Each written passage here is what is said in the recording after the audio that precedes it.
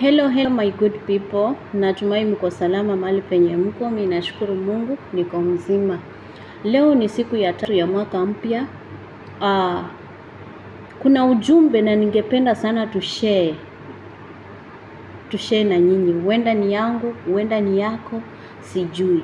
But when God talks something, ni kama inamaanisha kwamba anakuanga anaongea na mtu mahali.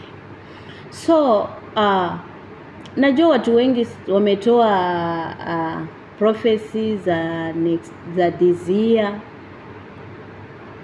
Yote ni ujumbe wa kutoka kwa Mungu, but shikilia manani ama tilia manani.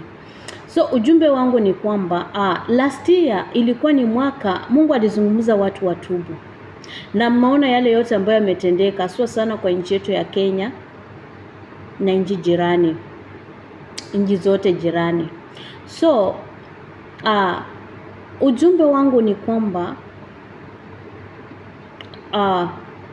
Mungu anajaribu kuzungumza na watu ama na mimi ama na wewe mahali penye uko, ya kwamba watu tumrudie, bado turudi kwa magoti, tutubu, tumrudie. Ni kwa nini?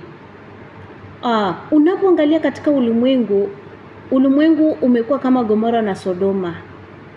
Labda mahali penye uko utadhani ulimwengu uko sawa, lakini ulimwengu hauko sawa.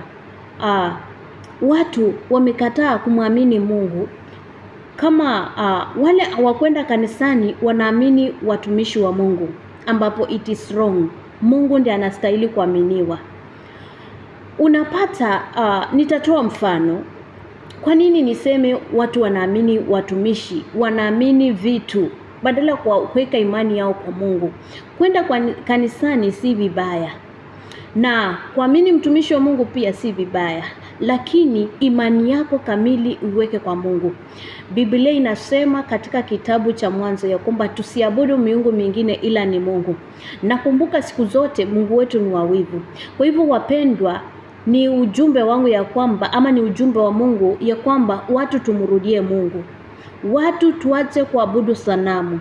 Sanamu ni ile kazi ambayo unapenda. Sanamu ni kile kitu ambacho umeweka imani kwake. Yaani bila hicho unaona umekufa. Let me tell you my dear, ya kwamba kuna Mungu ambaye tunastahili kumwamini. Mtumishi wa Mungu yuko pale kama messenger. Pia yeye anaamini Mungu. Watu tunaamini vitambaa. Tunajua kwamba mtu ukishika hiki kitambaa ninaenda kupona. No, that is wrong.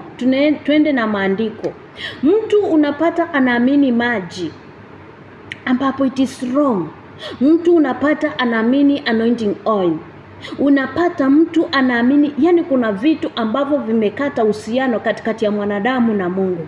Mungu analalamika. Wapendwa Mungu, tumrudie Mungu. Tumrudie Mungu.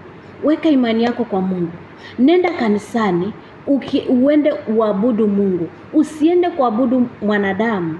Usiende kuabudu kitu. Abudu Mungu. Mungu alisambaratisha Gomora na Sodomo kwa ajili ya wale watu walikuwa hawaamini Mungu. Vitu zao walikuwa wanafanya vitu za kutompendeza Mungu. Na jambo la kwanza ambalo Mungu akonalo na wivu ni kumwabudu yeye. Tunapoangalia katika Danieli tunapata kwamba mfalme Nebukadnezar alitoa sanamu watu waiabudu. Mungu alikasirika nao.